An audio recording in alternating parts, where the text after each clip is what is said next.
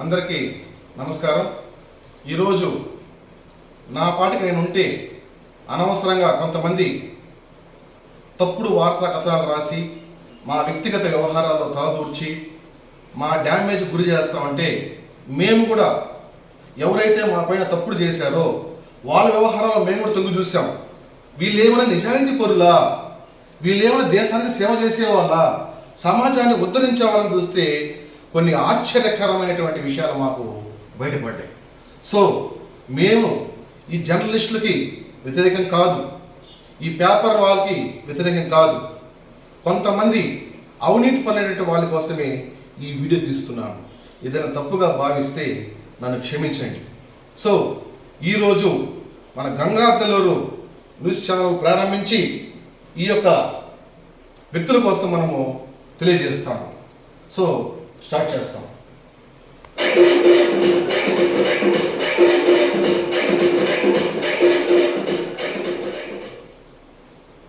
ఈరోజు మొదటగా ఒక వ్యక్తి గురించి మనం తెలుసుకోవాలి. ఆ వ్యక్తి గురించి తెలుసుకుంటే అనేక భయంకరమైన నిజాలు వాళ్ళ గురించి బయటపడుతున్నాయి.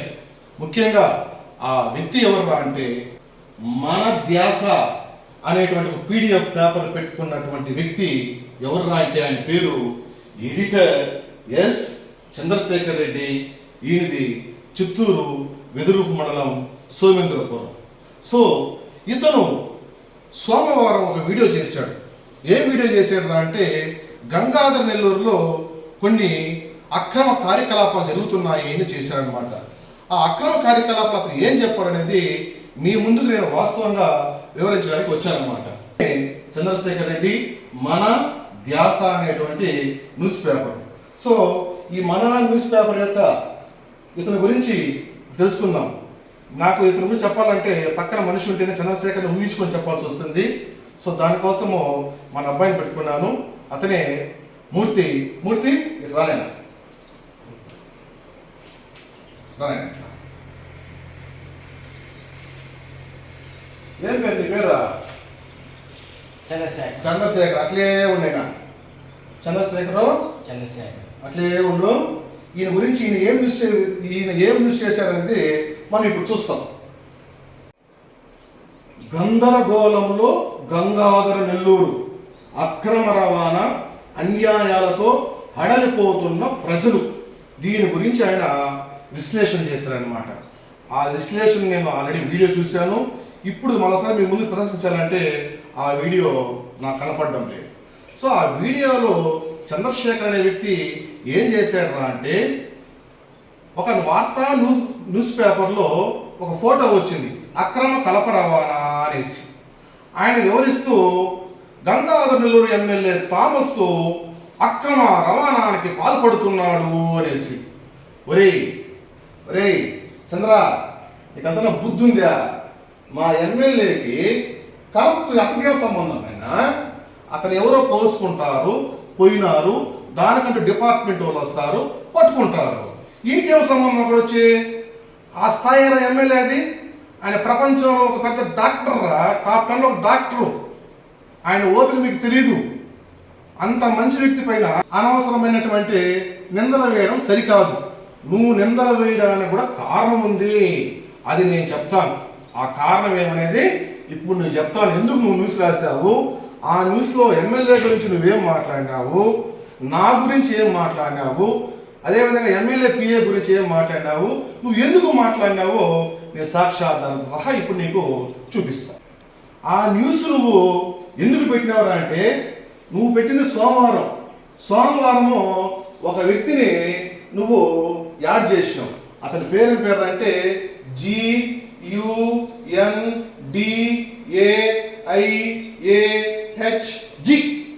ఇతన్ని యాడ్ చేసి మళ్ళా నువ్వు వీడియో వదిలినావు.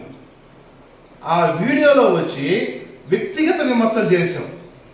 ముఖ్యంగా నువ్వు ఆ వీడియోలో వ్యక్తిగత విమర్శలు నువ్వు ఎందుకు చేసావు అంటే దానికి కూడా నేను ప్రూఫ్ చూపిస్తా. నైనా ఇదే ప్రూఫ్. ఇది ఏమరా అంటే నువ్వు వెదురుగుప్పం మండలం ఆలమడుగు అటవీ ప్రాంతంలో జేసీబీ పెట్టి అక్రమ రవాణాని గ్రావెల్ని తమిళనాడుకి తరలిస్తా ఉంటే ఆదివారం తెల్లవారితో ఏమే పోలీసులు వచ్చి నిన్ను పట్టుకున్నారు, ఫారెస్ట్ డిపార్ట్మెంట్ అధికారులు నిన్ను పట్టుకున్నారు. సో ఫారెస్ట్ డిపార్ట్మెంట్ అధికారులు పట్టుకున్నారనేసి నువ్వు ఎమ్మెల్యే చెప్పినావు. మా ఎమ్మెల్యే గారు ఇటువంటి దానికి సహకరించు. సరే, ఆయన ప్రయత్నం ఆయన చేస్తుండొచ్చేమో నాకు తెలియదు, కానీ ఫారెస్ట్ అధికారులు ఎవరి మాట వినరు. మళ్ళా పిఏకి ఫోన్ చేసావు, పిఏకి ఫోన్ చేస్తే కూడా ఆయన ప్రయత్నం చేస్తుండొచ్చు నీకోసము, కానీ అటవీ శాఖ అధికారులు వాళ్ళ మాటలు వినలేదు. అటవీ చట్టం గురించి అన్ని చట్టాలు మీ పేపర్లో ఇట్లా చేయాలా, ఆ వాల్టా చట్టం ఉంది, ఇన్ని చెప్తావే, నీకు తెలియదు. ఫారెస్ట్లో పోయేసి మట్టిలోడితే ఆదివారం నువ్వు మట్టిలోడి ట్రాక్టర్ కేసి అమ్ముకుంటా ఉంటే, నీ వ్యాపారం చేసుకుంటా ఉంటే నీ వ్యాపారం అడ్డుకట్ట వేశారనేసి ఫారెస్ట్ అధికారులు, దానికి మా ఎమ్మెల్యే మా పిఏ గారు సహకరించలేదనేసి నువ్వు వాళ్ళ పైన ఒక వీడియో చేసి వదులుతావు. ఇది న్యాయమా చెప్పు చంద్రశేఖర్, న్యాయమా? సరే, ఈ చంద్రశేఖర్ అనేవాడు చాలా నిజాయితీకి మారుపేరు, ఇతను చెప్పిందే వేదము, చాలా మంచి వ్యక్తి, సమాజాన్ని ఉద్ధరించాలనే వ్యక్తి అని అనుకుంటా ఉన్నాను. ఎప్పుడైతే మీరు మా వ్యక్తిగత వ్యవహారాలు తలదూర్చారో, అరే ఇతని యొక్క చరిత్ర ఏమనేసి మేము ఎంక్వైరీ చేస్తే తిరుపతికి వెళ్ళాం. తిరుపతికి వెళ్తే ఎవరో ఒక కేసు ఉంది, అతని పైన ఏదో ఒక కేసు ఉంది, చూద్దామని పోతే తిరుపతికి పోతే నాకు ఆశ్చర్యకరమైన విషయాలు తెలియజేసింది.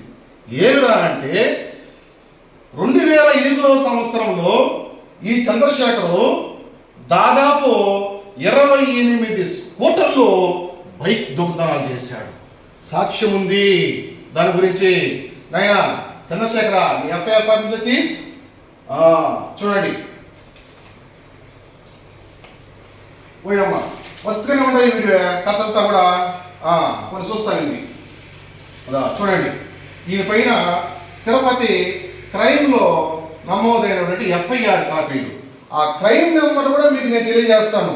ఆ క్రైమ్ నెంబర్లు ఏమంటే 394/2008, 408/2008, 410/2008, 414/2008, 411/2008, 113/2008, 419/2008, 423/2008, 420/2008.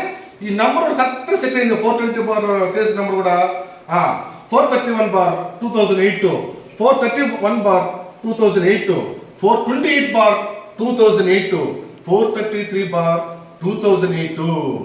అంటే నాకు తెలిసి మన నియోజకవర్గంలో ఏ వ్యక్తిపై లేనటువంటి కేసులు ఈ చంద్రశేఖర్ పైన ఉండాలి. ఈ చంద్రశేఖర్ పైన ఉండాలి ఏ వ్యక్తిపై లేని కేసులు. ఆ సంవత్సరము 2008వ సంవత్సరంలో ఇతని పైన తిరుపతి క్రైమ్ పోలీస్ స్టేషన్లో నమోదైన కేసుల సంఖ్య 13. చూసుకోండి, 13 కేసులు. అంటే అరే చంద్రశేఖర, ఒక సంవత్సరానికి ఎన్ని నెలలు ఉండేది? 12 నెలల్లో నీకు పైన 13 కేసులు.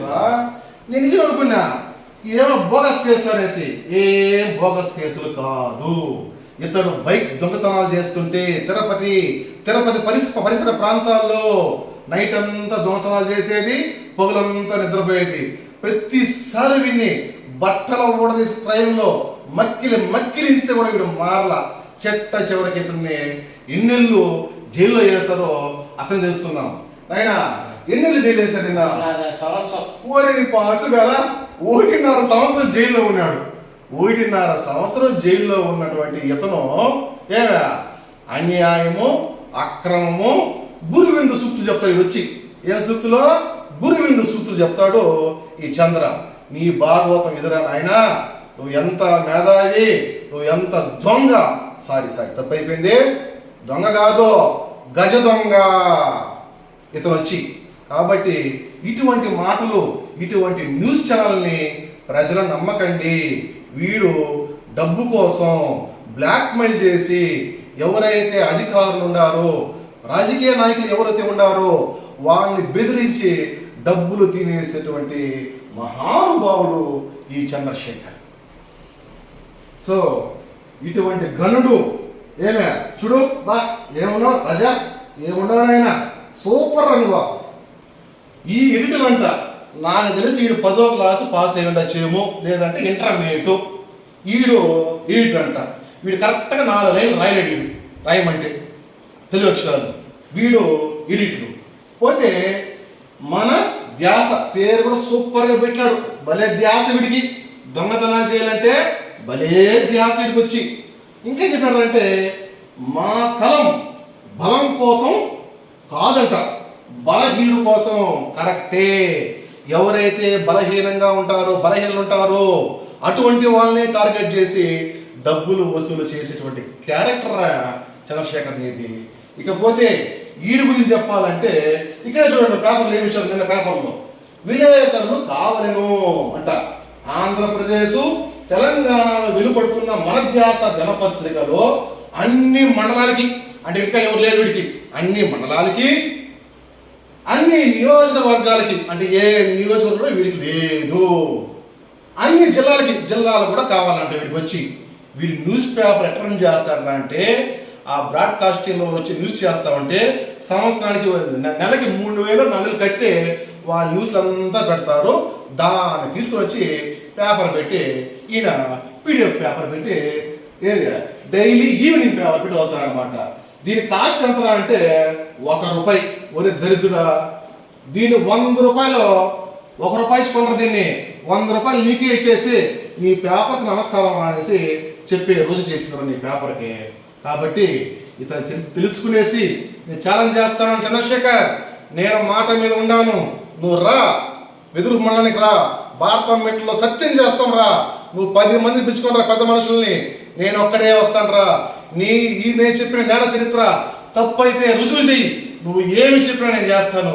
లేదంటే ఇంతటితో ఈ గంగానదుల నియోజకంలో తప్పుడు వార్తలు రాయకుండా మూసుకునేసి ఉండనేసి నేను ఛాలెంజ్ చేస్తున్నాను. ఇకపోతే ఇది కేవలం ఒక ఇంట్రడక్షన్ మాత్రమే. ఇతను అటు తర్వాత ఏం చేశాడో తెలుసా? జైలుకి పోయిన తర్వాత ఆర్కెస్ట్రాలో జాయిన్ అయినాడు. ఈ చంద్రశేఖర్ జైలు నుంచి వచ్చిన తర్వాత ఎక్కడికి పోయాడంటే, అనంత్ అనేటువంటి ఒక ఆర్కెస్ట్రా యజమాని దగ్గర పోయేసి ఆ గ్రూప్లో జాయిన్ అయినాడు. అవకాశం కోసం కాసుకో ఉన్నాడు. ఆ అనంతగిన వ్యక్తి చనిపోయాడు, లేదా చంపేశారా? ఎవరు చంపేశారు? ఏమైతేనే ఆ ఆర్కెస్ట్రాకి యజమానిగా తయారయ్యాడు ఈ చంద్రశేఖర్. దీని గురించి మనం తెలుసుకోవాలంటే 2వ భాగం కోసం చూస్తా ఉండండి.